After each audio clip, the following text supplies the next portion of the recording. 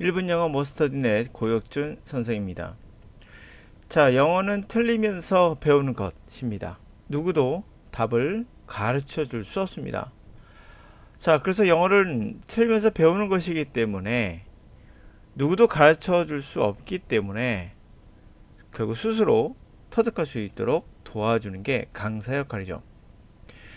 자, 그런데 누군가 주변에 기가 막힌 설명으로 영어 지문을 분석 또는 설명해주면 그건 또 하나의 번역일 뿐, 그냥 과거에 있었던 것의 변종일 뿐, 그냥 가짜라는 겁니다. 물론 여러분들 이런 것을 좋아하긴 합니다. 설명해 주는 거, 자세히 설명해 줄수록 아마도 자기가 쉽게 배울 수 있다는 착각 또는 저는 착시라고 하는데요. 착각 현상이 있죠. 자, 진짜 강의는 도움이 되는 강의겠죠. 스스로 터득하게 만들어주는 거예요. 여러분이 모국어를 습득하듯이. 그러므로 커리큘럼 필요 없습니다. 여러분의 모국어에는 커리큘럼이 없어요. 영어 강의가 커리큘럼이 존재하면 또 이런 것을 언급하면 그건 그냥 가짜입니다. 단지 여러분에게 커리를 따르게 함으로써 강좌를 이것저것 수강할 수 있게끔 유도하는 거죠. 그 이상의 의미는 없습니다. 체계적으로 보일 뿐 언어, 특히 영어의 특성을 전혀 모르고 하는 무지한 발상입니다.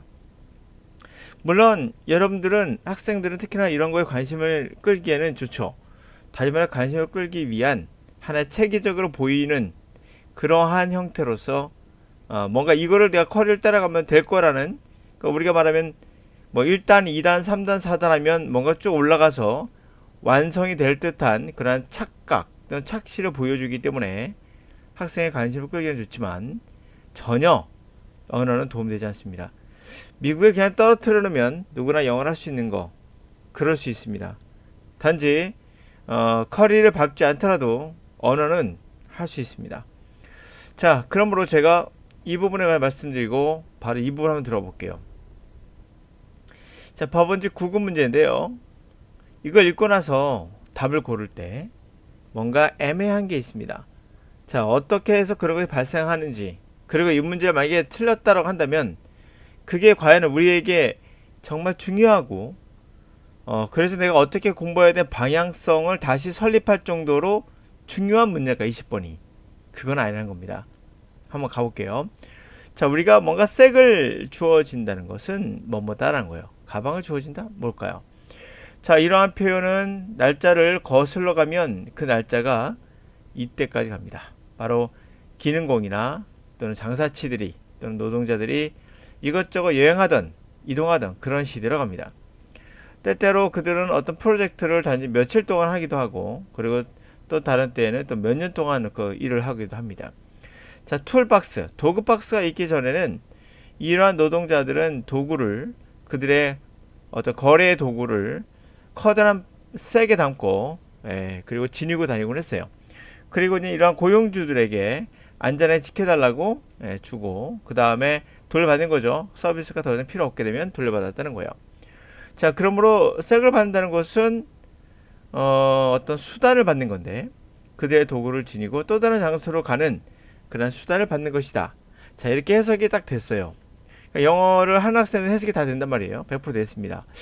그러고 나서 선택지를 고르는데 추가적인 돈을 받는다는 것이냐, 또는 비우는 나를 위한 대비를 한다는 것이냐, 또는 의무로부터 이 단어 잘못 해석해서 charge 충전하다, discharge 충전되지 않는다, 방전됐다고, 의무로부터 방전됐다는 것을 말하는 것이다.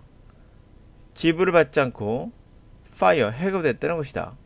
뭐지? 라고 하는 학생이 있을 수 있습니다. 이것은 1분 안에 해석을 해야 되기 때문에 순간 판단이 멈칫할 수가 있죠. 물론 곰곰이 보다 보면은 그 답이 보이긴 합니다. 자, 그래서 예를 들어서 잘못해서 찍었다고 합시다. 우리가 확증 편향이라죠. 잘못 해석했단 말이에요. 그럼 뭐지? 결국에는 이걸 맡겼다가 결국 떠난다는 것인데 해고된다는 건가? 4번인가? 이렇게 할 수 있습니다. 비오는 날을 위한 뭐 대비는 아닌 거 아실 겁니다. 이건 위기 상황을 위한 대기였고요. 추가적인 돈을 번다. 다른 곳으로 이동한다는 거니까 추가적인 돈을 더 번다 뜻인가? 라고 해서 1번을 찍었다고 합시다. 자, 근데 알고 보니 답은 3번인 거예요. 왜? 디스차지를 잘못 해석한 거죠. 그러니까 의무로부터 어떤 자신의 책무로부터 디스차지 된다는 거예요. 자, 디스차지에 대한 우리말의 정확한 말이 있을까요? 없습니다.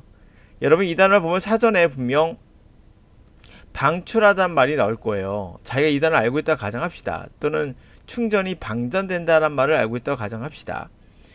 그럼 디스차지라는 말은 미국 사람들이 듣기에, 원어민이 듣기에는 그 단어만 있나요? 여러 가지 뜻이 있죠. 다시 말해서 그 단어의 정의를 우리 모르고 한 단어만 알 수 있었거든요. 그러나 이 경험을 통해서 의무로부터 차지가 풀려나간, 디스가 반대니까 차지 됐던 것이 풀려나간다는 거구나. 그러므로 이젠 책임에서 면제됐구나. 또는 이젠 더 이상 다 했으니 해고됐구나. 라고로 해석할 수 있겠죠. 그래서 정답이 3번에 이제는 의무로부터 면직됐다라는 것을 의미한다. 그러니까 이제 더 이상 할 일이 없다는 거죠. 할 일이 없다는 것을 의미한다 라고 말할 수 있어요. 그래서 3번입니다. 그래서 알게 된 거예요. 내가 알고 있던 차지라는 단어, 분명 차지라는 이 단어 많이 아시죠? 충전하다 뜻을 알고 있을 겁니다.